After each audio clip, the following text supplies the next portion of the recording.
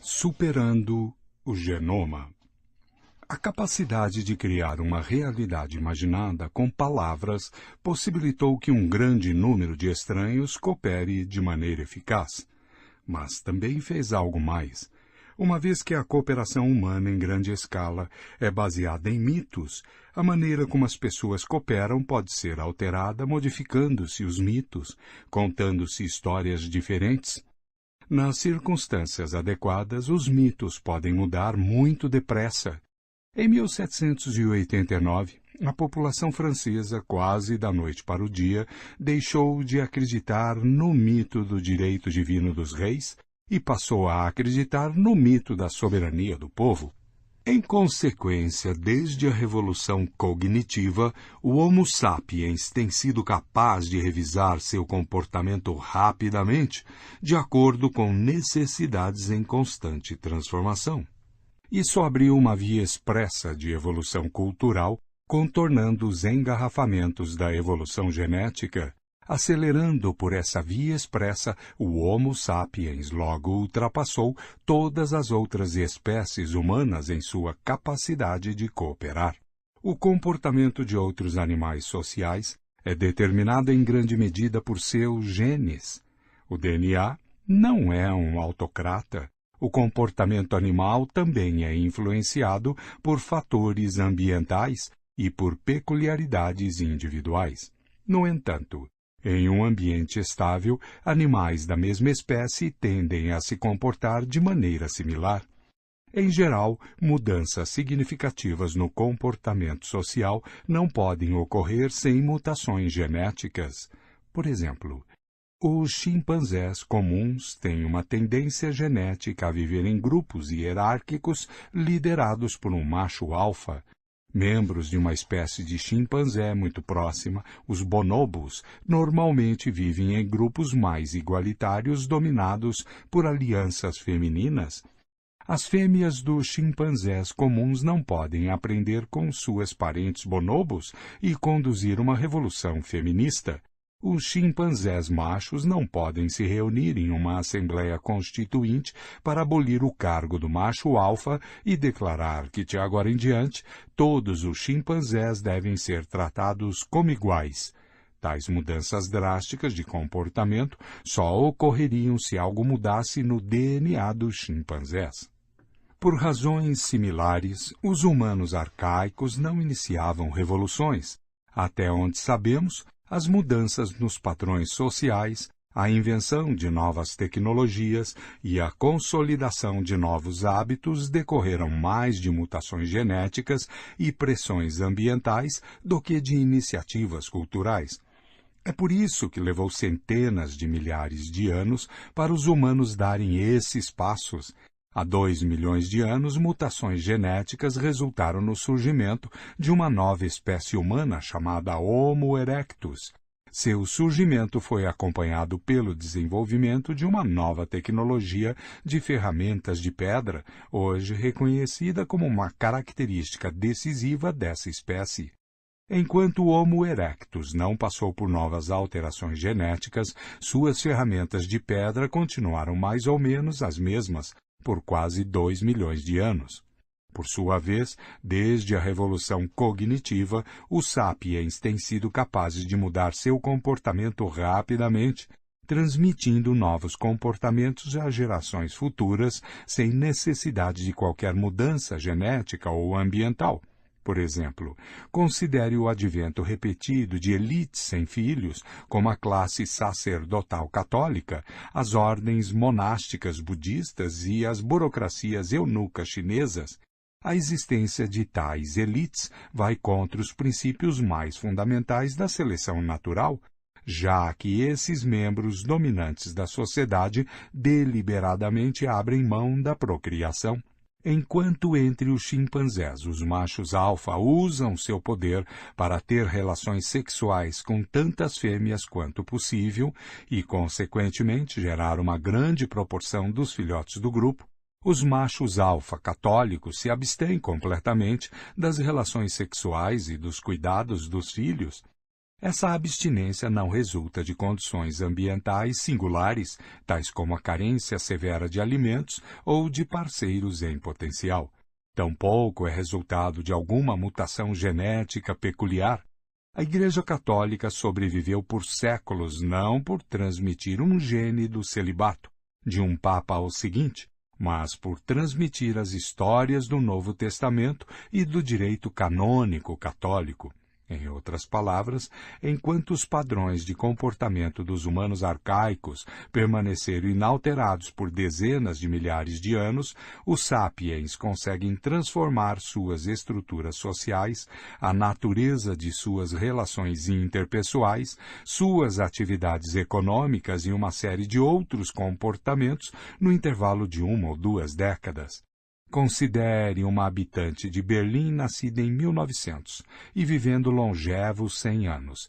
Ela passou a infância no Império Hohenzollern de Guilherme II, seus anos adultos na República de Weimar, no Terceiro Reich nazista e na Alemanha Oriental comunista, e morreu cidadã de uma Alemanha democrática reunificada.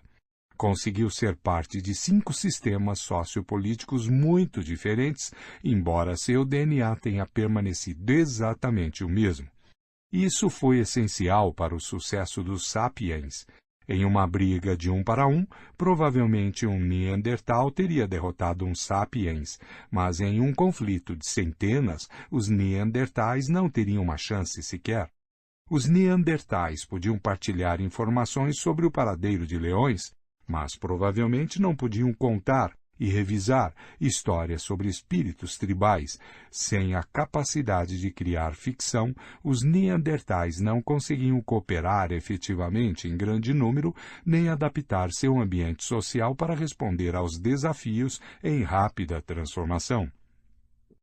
Embora não possamos adentrar a mente de um Neandertal para entender como eles pensavam, temos indícios indiretos dos limites de sua capacidade cognitiva em comparação com seus rivais sapiens. Ao escavar sítios habitados por sapiens há 30.000 anos no interior do continente europeu, os arqueólogos ocasionalmente encontram conchas da costa mediterrânea e da costa atlântica. É muito provável que essas conchas tenham chegado ao interior do continente por meio de escambo a longa distância entre diferentes bandos de sapiens. Os sítios de Neandertais não têm indícios de tal escambo. Cada grupo fabricava suas próprias ferramentas com materiais encontrados no local. Outro exemplo vem do Pacífico Sul. Bandos de sapiens que viveram na ilha de Nova Irlanda, no norte da Nova Guiné, usaram um vidro vulcânico chamado obsidiana para manufaturar ferramentas particularmente fortes e afiadas. A Nova Irlanda, entretanto, não tem depósitos naturais de obsidiana. As análises de laboratório revelaram que a obsidiana que eles usaram foi trazida de depósitos na Nova Bretanha, uma ilha a 400 quilômetros de distância. Alguns dos habitantes dessas ilhas devem ter sido navegantes habilidosos que percorriam longas distâncias negociando de ilha em ilha. O comércio pode parecer uma atividade muito pragmática, que não requer nenhuma base fictícia, mas o fato é que nenhum outro animal além dos sapiens pratica o comércio, e todas as redes de comércio dos sapiens sobre as quais temos informações detalhadas se baseiam em ficções. O comércio não pode existir sem confiança e é muito difícil confiar em estranhos. A rede de comércio global de nossos dias se baseia em nossa confiança em entidades fictícias tais como o dólar, o Federal Reserve Bank e as marcas registradas das corporações. Quando 2 estranhos em uma sociedade tribal querem fazer comércio, eles geralmente constroem confiança mútua recorrendo a um deus ancestral, mítico ou animal totêmico em comum. Se sapiens arcaicos que acreditavam em tais ficções trocaram conchas e obsidianas, é razoável pensar que também podem ter trocado informações, criando assim redes de conhecimento muito mais amplas e mais densas do que a que serviu aos neandertais e a outros humanos arcaicos. As técnicas de caça são outro exemplo dessas diferenças. Os neandertais geralmente caçavam sozinhos ou em pequenos grupos. Os sapiens, por outro lado, desenvolveram técnicas que se apoiavam na cooperação entre dezenas de indivíduos e talvez até mesmo entre bandos diferentes. Um método particularmente eficaz era cercar um rebanho inteiro de animais, como cavalos selvagens, e então acossá-los em um desfiladeiro, onde era fácil abatê-los em massa. Se tudo saísse de acordo com o plano, os bandos podiam obter toneladas de carne, gordura e pele animal em uma única tarde de esforço coletivo e consumir essas riquezas numa grande festividade, ou secá-las e congelá-las para uso posterior. Os arqueólogos descobriram sítios em que rebanhos inteiros eram abatidos anualmente dessa maneira. Há inclusive sítios onde se ergueram cercas e obstáculos a fim de criar armadilhas artificiais e abatedouros. Podemos presumir que os neandertais não ficaram felizes ao ver seus campos de caça tradicionais transformados em abatedouros controlados pelos sapiens. No entanto, se a violência rompeu entre as duas espécies, os neandertais não se saíram muito melhor do que os cavalos selvagens. 50 neandertais cooperando em padrões tradicionais e estáticos não eram páreo para 5 centenas de sapiens versáteis e inovadores, e mesmo que os sapiens perdessem o primeiro round, logo eram capazes de inventar novos estratagemas que lhes possibilitariam vencer o segundo. O que aconteceu na Revolução Cognitiva? Nova habilidade, capacidade de transmitir maiores quantidades de informação sobre o mundo à volta dos Homo sapiens. Benefícios, planejamento e realização de ações complexas, como evitar leões e caçar bisões. Nova habilidade, capacidade de transmitir grandes quantidades de informação sobre as relações sociais dos sapiens. Benefícios, grupos maiores e mais coesos, chegando a 150 indivíduos. Nova habilidade, capacidade de transmitir grandes quantidades de informação sobre coisas que não existem de fato, tais como espíritos tribais, nações, companhias de responsabilidade limitada e direitos humanos. Benefícios: A. Cooperação entre números muito grandes de estranhos. B. Rápida inovação do comportamento social. História e biologia. A imensa diversidade de realidades imaginadas que os sapiens inventaram e a diversidade resultante de padrões de comportamento são os principais componentes do que chamamos culturas. Desde que apareceram, as culturas nunca cessaram de se transformar e se desenvolver, e essas alterações irrefreáveis são o que denominamos história. A revolução cognitiva é, portanto, o ponto em que a história declarou independência da biologia. Até a revolução cognitiva, os feitos de todas as espécies humanas pertenciam ao reino da biologia, ou, se quisermos, da pré-história. Eu tendo a evitar o termo pré-história, pois sugere erroneamente que até mesmo antes da revolução cognitiva, os humanos constituíam uma categoria própria. A partir da revolução cognitiva, as narrativas históricas substituem as narrativas biológicas como nosso principal meio de explicar o desenvolvimento do Homo sapiens. Para entender a ascensão do cristianismo ou a Revolução Francesa, não basta compreender a interação entre genes, hormônios e organismos, é necessário também levar em consideração a interação entre ideias, imagens e fantasias. Isso não significa que o Homo sapiens e a cultura humana tenham se tornado isentos de leis biológicas. Ainda somos animais e nossas capacidades físicas, emocionais e cognitivas continuam sendo moldadas por nosso DNA. Nossas sociedades são construídas com os mesmos tijolos que as sociedades dos Neandertais ou dos chimpanzés, e quanto mais examinamos esses tijolos, sensações, emoções, laços familiares, menos diferenças encontramos entre nós e outros primatas. No entanto, é um erro procurar as diferenças no nível do indivíduo ou da família. Nas comparações entre indivíduos, ou mesmo entre grupos de 10, somos embaraçosamente similares aos chimpanzés.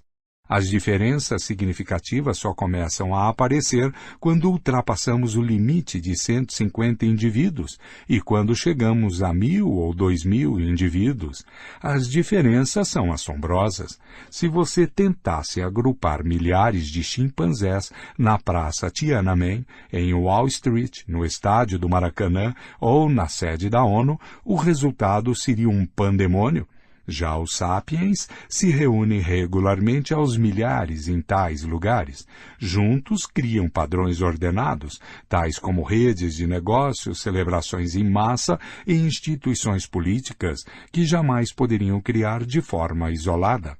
A diferença real entre nós e os chimpanzés é a cola mítica que une grandes quantidades de indivíduos, famílias e grupos. Essa cola nos tornou os mestres da criação. É claro, também precisamos de outras coisas, como a capacidade de confeccionar e usar ferramentas, mas a confecção de ferramentas é insignificante se não estiver associada com a capacidade de cooperar com muitas outras pessoas. Como é possível que hoje tenhamos mísseis intercontinentais com ogivas nucleares, se há 30.000 anos tínhamos apenas lanças com pontas de sílex? Fisiologicamente, não houve qualquer melhoria significativa em nossa capacidade de confeccionar ferramentas nos últimos 30.000 anos. Albert Einstein era muito menos hábil com as mãos do que um antigo caçador-coletor. No entanto, nossa capacidade de cooperar com um grande número de estranhos aumentou consideravelmente. A antiga lança com ponta de sílex era manufaturada em minutos por uma única pessoa, que confiava no conselho e no auxílio de uns poucos amigos íntimos.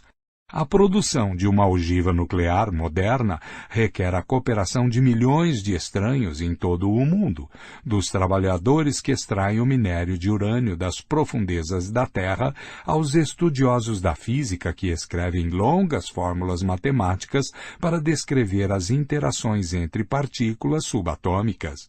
Para resumir as relações entre a biologia e a história após a Revolução Cognitiva. A biologia estabelece os parâmetros básicos para o comportamento e as capacidades do Homo sapiens. Toda a história acontece dentro dos limites dessa arena biológica. B. No entanto, essa arena é extraordinariamente grande, possibilitando que os sapiens joguem uma incrível variedade de jogos. Graças à sua habilidade de criar ficções, os sapiens inventam jogos cada vez mais complexos, que cada geração desenvolve e elabora ainda mais. C.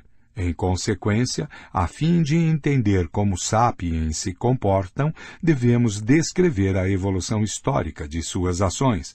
Considerar apenas nossos limites biológicos seria como um locutor esportivo que, ao transmitir uma partida da Copa do Mundo, oferecesse aos ouvintes uma descrição detalhada do campo, em vez de relatar o que os jogadores estão fazendo. Que jogo nossos ancestrais da Idade da Pedra jogaram na arena da história? Até onde sabemos, as pessoas que esculpiram o Homem-Leão de Stadel há cerca de 30.000 anos tinham as mesmas capacidades físicas, emocionais e intelectuais que nós temos. O que elas faziam assim que acordavam? O que comiam no café da manhã? E no almoço, como eram suas sociedades? Tinham relações monogâmicas e famílias nucleares? Tinham cerimônias, códigos morais, competições esportivas e rituais religiosos? Travavam guerras? O próximo capítulo espreita detrás da cortina das eras, examinando como era a vida nos milênios que separaram a revolução cognitiva da revolução agrícola. 1. Nota. Aqui nas páginas que seguem, ao mencionar a linguagem sapiens, refiro-me às habilidades linguísticas básicas de nossa espécie, e não a um dialeto em específico. Inglês, hindi e chinês são todos variantes de linguagem sapiens. Aparentemente, até mesmo na época da Revolução Cognitiva, diferentes grupos sapiens falavam dialetos diferentes. Fim de nota.